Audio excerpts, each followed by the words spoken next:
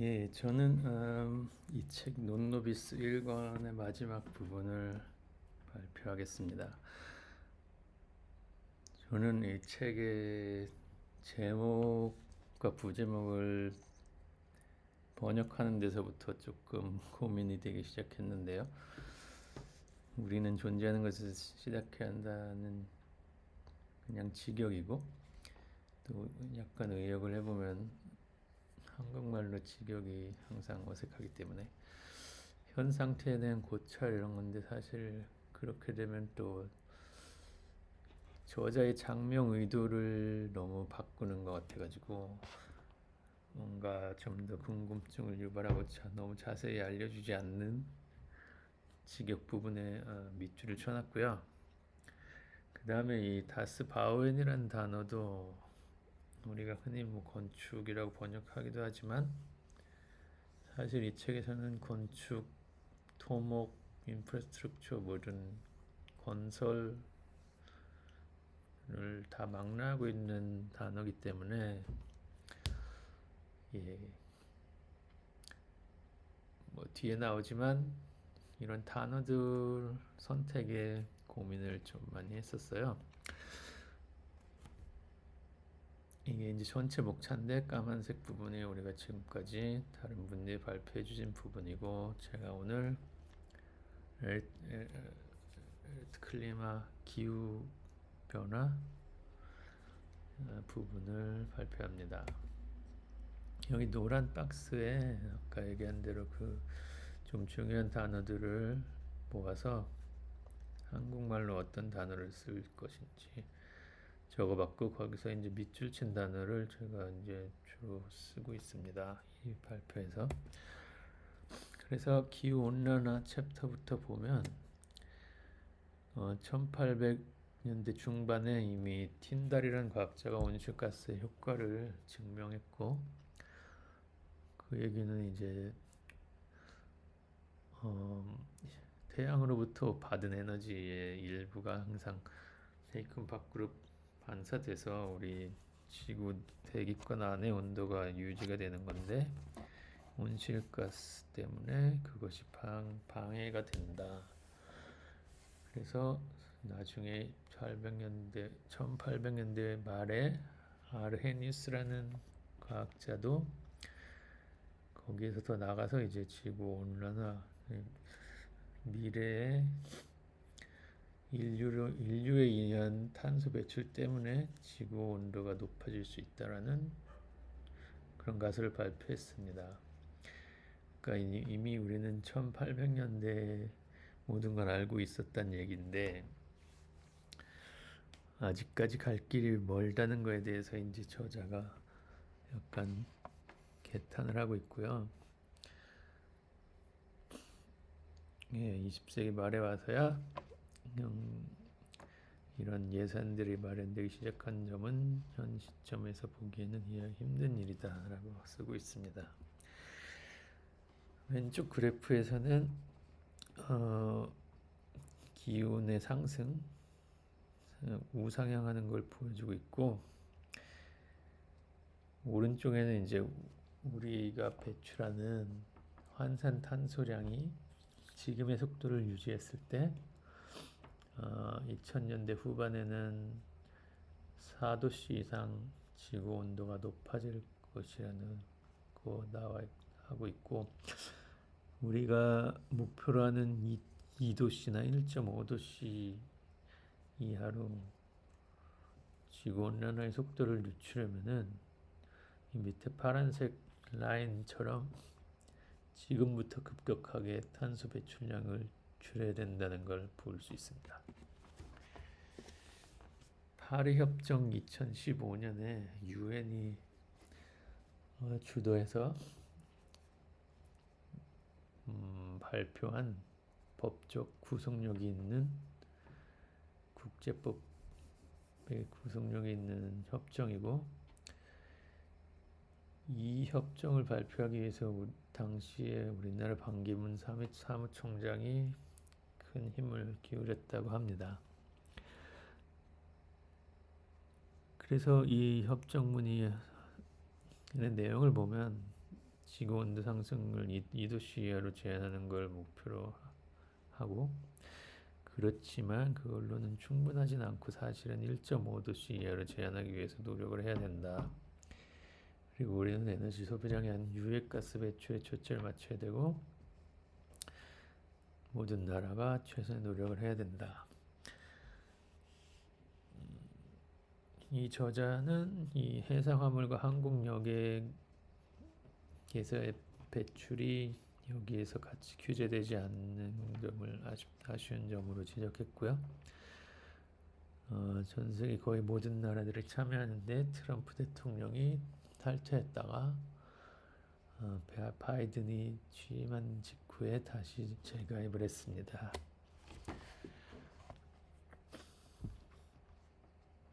예, 그래서 에너지에서 탄소 배출의 중대한 관점 이동이 하나의 큰 의미고요. 파리 협정에 늦어도 2050년부터는 연소에 상승된 에너지를 사용하지 않기로 했고, 그 말은 우리가 흔히 우리가 사는 건물에서 이용하는 석유나 가스를 태워서 난방과 온수에 이용하는 그런 보일러가 이제 이 에너지원이 바뀌는 거죠. 그래서 우리가 건축 기준에서 봤을 때는 굴뚝 없는 건물로 귀결이 될 것이고, 이 도시 상승 확정 목표는 안심해서 된다는 뜻이 아니라는 거, 정말 최소한의 목표라고 보면 될 것 같아요. 그래서 다음 챕터부터는 결국은 이 현재 상황을 점검하는 의미에서 이제 카테고리별로 그리고 이 생애 주기의 과정별로 나눠서 배출량 수치적으로 보고 있어요. 우리한테 또 정확한 수치는 그렇게 중요한 게 아니기 때문에 퍼센티지 위주로 짧게 보여드리도록 하겠습니다. 일단 처음에 배출량 조사의 어려움, 왜 어려운지 얘기하고 있고, 측량 기술 자체도 복잡하지만 또 분류상의 통일성도 부재해서, 예를 들면 건축 건물을 짓기 위해서 자재를 생산하고 수송하는 그런 부분은 건설 섹터가 아니라 이제 운송이나 산업 섹터에 집계가 돼서 결과적으로 이제 건축 섹터의 그 심각성을 줄여들여 보이는 효과가 있고, 그런 문제들 있고, 독일의 스탠다드죠. DIN에서 이 16개 카테고리에 세부화한 걸 보면은 생산 단계, 구축 조립 단계, 사용 단계, 폐기 단계, 그 안에서 또 16가지 작은 섹터로 나눠서 그 부분별로 어디서 우리가 배출을 얼마나 하고 있고 그걸 어디서 줄여야 되는지를 볼 수 있는 어떤 기준이라고 볼 수 있습니다. 그리고 영어권 국가에서 통용되는 또 분류는 조금 다른데, 직접 에너지 배출, 간접 에너지 배출, 그리고 회색 배출 좀 그룹하게 나누는 것 같고요. 그래서 생산 단계, 건설 단계에서 배출을 보면 그거를 이제 회색 배출, 그라우 에미션이라고 하는데, 사실 배출량이 집계가 되지 않기 때문에 이 부분을 쓰는데 굉장히 어려우셨을 것 같고, 아마 최대한 있는 정보를 한번 모아서 우리의 현 상태를 이렇게 한번 정리해 놓고 거기서부터 미래로 갈 방향을 제시하기 위해서 이 챕터를 쓴 거거든요. 그래서 건축의 생산을 건축 단계를 먼저 보면은 글로벌 스테터스 리포트 2018년에 나온 자료인데 7.2기가톤, 전체 인류가 발생시키는 탄소 배출량이 14%더라고요. 저는 이게 굉장히 크다고 느꼈는데, 왜냐하면 건축 외에도 뭐 온갖 배출들이 있는데 거기서 건물을 짓는 데만 필요한 발생하는 게 14%. 그리고 여기서 인프라스트럭처 건설 과정에서 발생되는 것이 1.7기가톤 3%, 둘을 합쳤을 때 17%가 되고, 그리고 이제 전 세계 건설량이 매년 4% 정도 증가한다고 가정했을 때 2020년에는 10기가톤 이상으로 늘어나 있을 거라고 추정하고 있습니다. 그리고 이제 생산 단계, 사용 단계에서 보면은 건물의 사용 단계가, 이건 정말 놀라운 28%인데요. 28% 전체 전 세계 모든 탄소 배출의 28%란 얘기이기 때문에 자세히 보면은 그 중에 대부분을 난방이 차지하고 있고, 온수와 냉방이 그 다음. 그래서 난방, 온수, 냉방, 우리가 전 세계 모든 건물에서 난방과 온수와 냉방을 위해서 쓰는 에너지와 거기서 나오는 탄소 배출량이 지구 온난화에 엄청난 영향을 주고 있다는 걸 알 수 있습니다. 그리고 사회 기반 시설의 사용 단계 배출량은 집계된 자료가 전혀 없기 때문에 그냥 전 세계 배출량의 10% 정도라고 추정을 하고 있고, 그래서 건물 사용 단계의 배출량과 합하면 무려 38%에 달합니다. 철거 과정을 봤을 때 2.1기가톤, 사회 기반 시설 철거 단계가 0.5기가톤, 아주 단순한 가정이고요. 전체 라이프 사이클의 10% 정도를 철거 단계에서 발생시킨다고 가정을 했을 뿐 어떤 자료에 근거한 건 아닙니다. 그래서 이제 세 과정을 다 합쳤을 때 그러니까 모든 건축 건설에서 배출되는 배출량이 모든 전 세계 배출량의 65%, 3분의 2.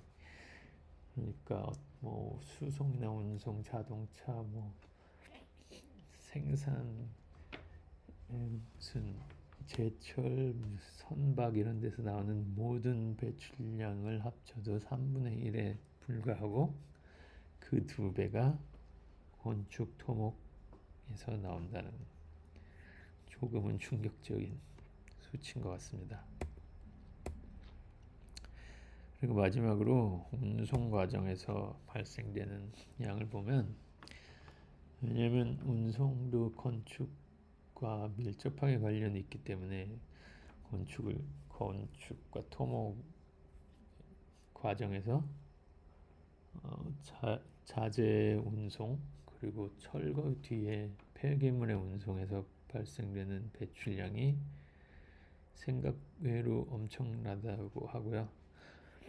그 예를 들어서 레미콘 한 대가 1km를 가는데 3,000g, 나무 100그루가 하루에 합성할 수 있는 이산화탄소량을 매 킬로마다 배출한다는 거고요. 12톤의 대리석을 실은 화물차가 카라라, 이태리에 있는 대리석 산지인데 거기서 뒤셀도르프에 있는 현장으로 대리석을 운반한다고 가정하면 큰 나무 7,800그루의 탄소 합성량을 방출한다고 합니다. 그런데 철도를 통한 운송은 훨씬 적은 탄소를 배출하고요. 차량은 그거에 뭐 4배에서 10몇 배까지 배출하는데, 이 철도를 위한 운송을 활성화하기 위해서는 좀 새로운 상하차 시스템, 효율적이고 빠른 상하차 시스템이 필요하다고 저자가 얘기를 하고 있고, 거기서 저는 그 전기 화물차 테슬라가 만들고 있는 세미가 뭐 시간이 더 걸리겠지만 상용화되면 더 좋을 거란 생각을 했습니다. 그리고 이제 2차적인 효과, 운송 과정에서 발생하는 2차적인 효과도 무시할 수 없는 게 목재를 수출할 때 검역을 위해서 뿌려주는 굉장히 유해한 물질이, 저도 이름은 모르겠지만 줄필 플로이드인데, 이것이 이산화탄소 4,000배의 유해성을 갖고 있고 여기서 발생되는 탄소 환산 배출량이 1년간 독일 전체 항공교통에 의한 배출량과 맞먹는다고 합니다. 그래서 건축을 위한 운송에서 발생되는 배출량은 건축 섹터의 배출량에서 항상 누락이 되는데, 진정한 연관성들은 은폐가 되고, 그렇지만 사실은 굉장히 심각할 정도로 큰 배출량을 차지하고 있다. 예를 들어 남부 독일에서 철거된 콘크리트가 매립장 운송되는데 콘크리트 생산할 때 발생하면 더 많은 이산화탄소 배출된다. 이제 마지막 책의 마지막 2페이지에 나와 있는 소백의 맺은 말인데요. 3부작 중 첫 책인 여기서는 건축 토목이 환경에 미치는 영향을 선출하기 어렵다는 것이 보여졌고, 이러이러한 이유가 있는데, 이 책의 진술들이 부정확하지만 굉장히 향후 연구를 위해 중요한 것이기 때문에 뭐 부족한 자료나 모아서 보여주었고, 그리고 이제 그거로 인해서 이제 건설 섹터의 영향이 절대적이라는 게 분명해졌고, 2권에서는 인류에게 남겨진 앞으로 행동 범위, 3권에서는 급진적으로 변화해야 할 사회와 개인의 목표에 대해서 제시를 할 것이라고 합니다. 저도 나머지 두 책이 굉장히 기대가 됩니다. 마치겠습니다. 감사합니다.